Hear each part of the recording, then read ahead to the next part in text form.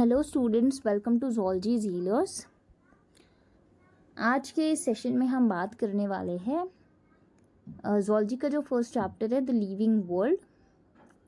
And in this session आपको सारा का सारा एनसीईआरटी बेस्ड कॉन्सेप्ट मिलने वाला है। So let's start with the session. Biology. Biology का मतलब होता है कि स्टडी ऑफ लाइफ फॉर्म्स, यानी जो लिविंग ऑर्गेनिजम्स के बारे में हम पढ़ते हैं, लिविंग प्रोसेसेस के बारे में जो पढ़ते हैं, that branch is called as biology.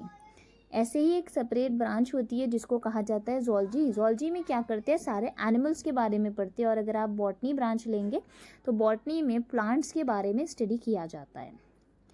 Extra ordinary habitats. Extra ordinary habitats ऐसे हैबिटेट्स को कहा जाता है, यानी हम सोच नहीं सकते कि क्या ये जगह भी लिविंग ऑर्गेनिजम्स होते हैं। हाँ, होते हैं। तो वो जो एक्स्ट्रा ऑर्डिनरी हैबिटेट्स है that are cold mountains, deciduous forest, ऐसे ऑर्गेनिजम्स होते हैं यहाँ पे जिसको ये वेदर का जो कंडीशन होता है वो सूटेबल होता है। ओशन और fresh water lakes, desert area है एंड हॉट स्प्रिंग, ये सारे एक्स्ट्रा ऑर्डिनरी हैबिटेट्स है where we can find the life. Okay, normal habitats में भी होते हैं लाइफ फॉर्म्स और एक्स्ट्रा ऑर्डिनरी हैबिटेट्स में भी होते हैं। नेक्स्ट, कुछ ऐसे फीचर्स है जो लिविंग ऑर्गेनिजम्स को नॉन लिविंग ऑर्गेनिज्म से सेपरेट करते हैं। तो वैसे फीचर्स को हम कहेंगे डिस्टिंक्टिव फीचर्स और डिस्टिंक्टिव कैरेक्टरिस्टिक्स। तो वो फीचर्स है cellular organisation, metabolism, growth, reproduction and the last is consciousness. तो ये 5 ऐसे फीचर्स है जो लिविंग को नॉन लिविंग से सेपरेट करते हैं। अगर आप इसमें देखें तो ये फीचर्स दो में डिवाइडेड, डिफाइनिंग और non defining. If you see the defining, ये जो डिफाइनिंग फीचर होता है वो हर लिविंग ऑर्गेनिज्म में प्रेजेंट होता है, यानी कोई भी एक्सेप्शन नहीं है। आप यूनिसेल्युलर ले लो, आप मल्टी सेल्युलर ले लो, आप कुछ भी ले लो, कोई भी ऑर्गेनिज्म ले लो, उसके अंदर ये फीचर होगा ही होगा। और ये सारे नॉन लिविंग में एब्सेंट होता है। Next, if you see the non defining feature, non defining feature ऐसे फीचर को कहा जाता है जो सारे लिविंग में प्रेजेंट नहीं होता है। ओके, लिविंग में प्रेजेंट होगा बट कुछ कुछ एक्सेप्शंस होंगे इसके।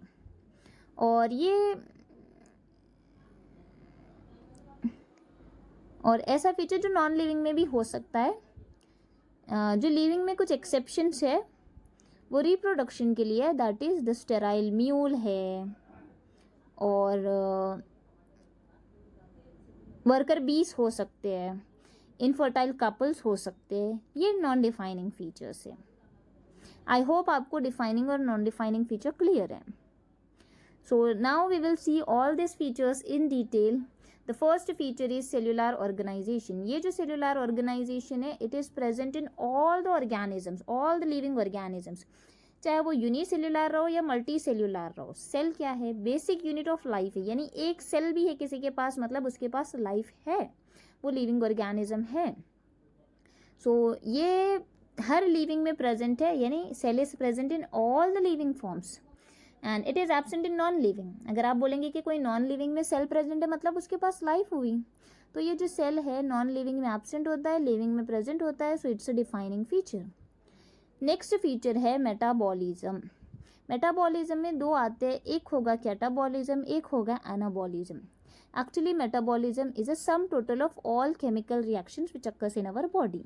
कैटाबॉलिज्म में बिग मॉलिक्यूल ब्रेकडाउन होके सिंपल बनाएगा, एनाबॉलिज्म में सिंपल ब्रेकडाउन होके कंपाउंड बनाएगा। एग्जाम्पल कैटाबॉलिज्म का आप ले सकते हैं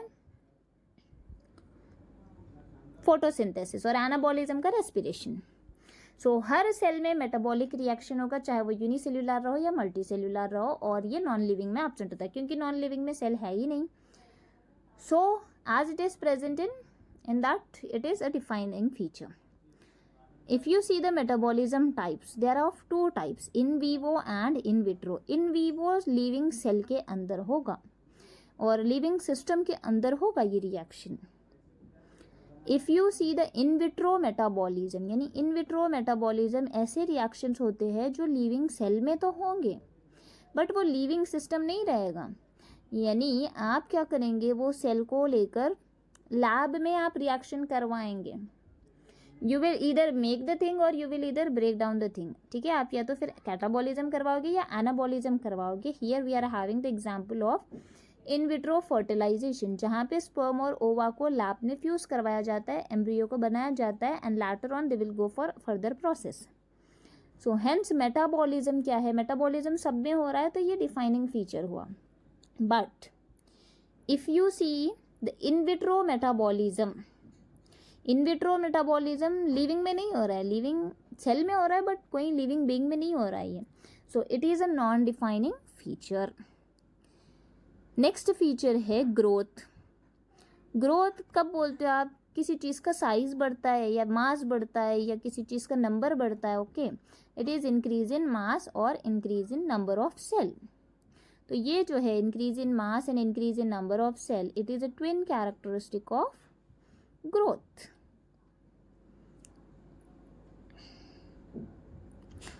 This growth you can see in living as well as in non-living, okay. Growth, it is present both in living and non-living.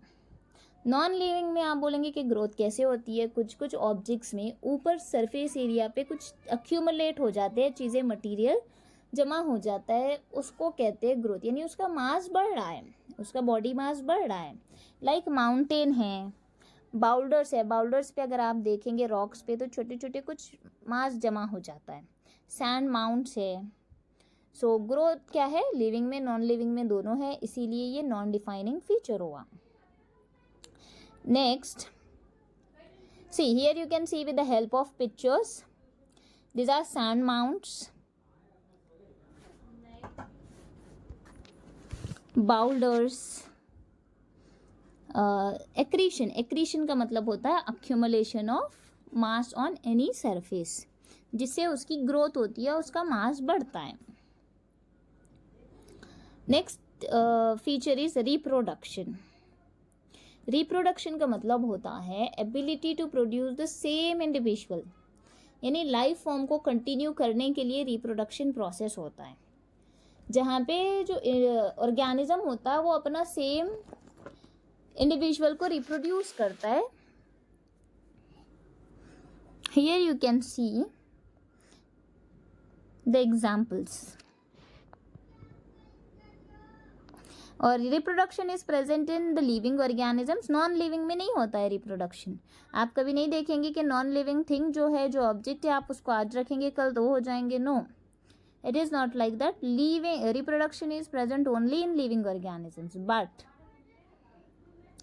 it is of two types, asexual and sexual. अगर आप asexual reproduction की बात करें तो spore formation होता है, जहाँ पे with the help of spores the new living organisms will grow.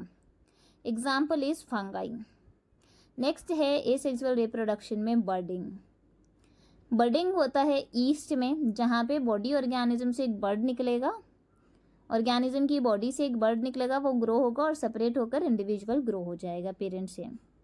और बर्डिंग हाइड्रा में भी होती है।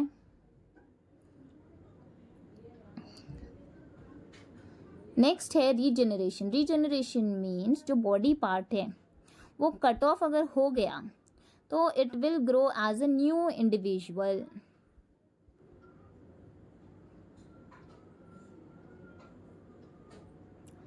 नेक्स्ट है फ्रैगमेंटेशन। फ्रैगमेंटेशन में भी सेम बॉडी के जो है फ्रैगमेंट्स हो जाते हैं, पीसेस हो जाते हैं, and that will grow as a new individual. और ये जो फ्रैगमेंटेशन है, फ्रैगमेंटेशन आप फंगाई में देख सकते हो, फिलामेंटस आल्गे में देख सकते हो, और and one more example is protonema of mosses. ये सारे एग्जाम्पल्स आपके एनसीईआरटी बेस्ड है।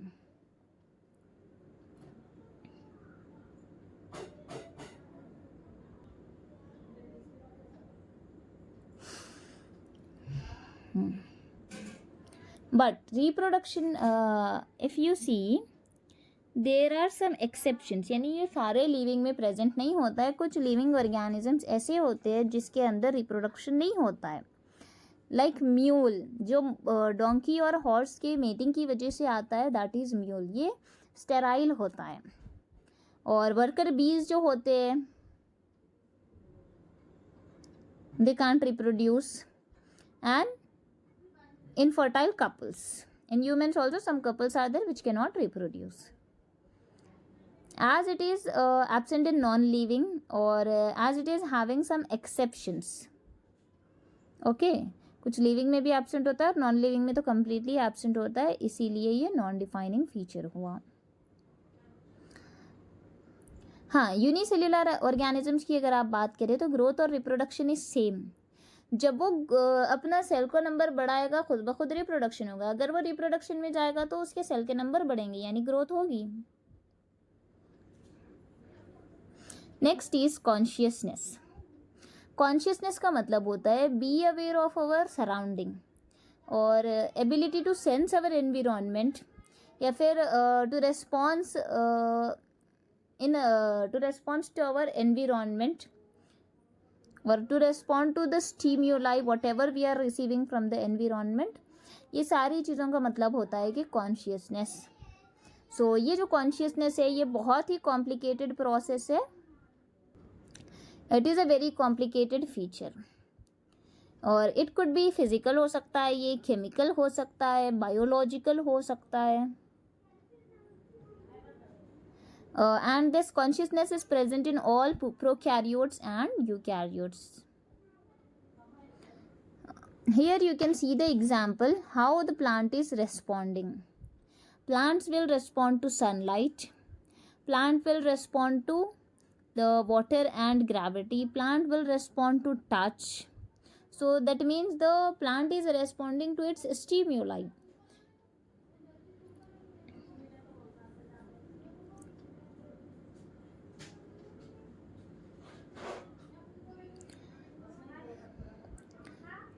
See, here you can see the short day plants and long day plants. Some plants are there which will reproduce only in short days, and some plants are there which will give the flowers in long day, यानी उनको sunlight की ज़्यादा ज़रूरत होती है. This is called as photoperiod. Animals में भी होता है ये फोटो पीरियड. कुछ एनिमल्स कुछ सीजन्स में ही ब्रीड करते हैं, कुछ सीजन्स में ब्रीड नहीं करते हैं.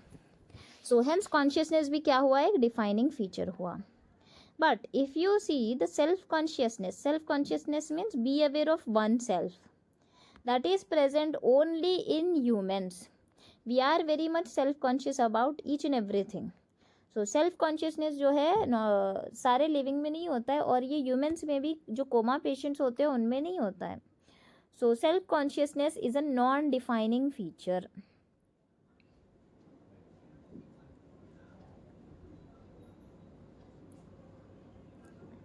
सेशन अच्छा लगा है तो प्लीज़ लाइक करिए. हाँ, now we will see the overall concept. ये वीडियो का पूरा कॉन्सेप्ट ये है कि कौन से फीचर्स डिफाइनिंग है और कौन से नॉन डिफाइनिंग है. तो cellular organisation is a defining feature. If you see the second feature, that is metabolism. If you will see, metabolism is a defining feature. But if you see the in vitro metabolism जो होता है, in vitro metabolism is a non-defining feature. Next है growth. If you see growth is also a non defining feature, क्योंकि ये कुछ living में भी देखने को मिला था हमको, नॉन लिविंग में भी देखने को मिला था, इसीलिए ये नॉन डिफाइनिंग है. रिप्रोडक्शन भी नॉन डिफाइनिंग फीचर है because it is absent in some living. And last is consciousness is a defining feature because it is present in all living and it is absent in non-living.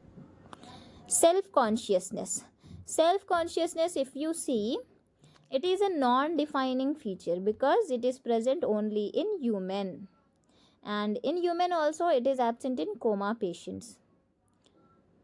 Thanks for watching. I hope this session is useful for you. If you like if this session is useful for you, please like, comment, share and subscribe.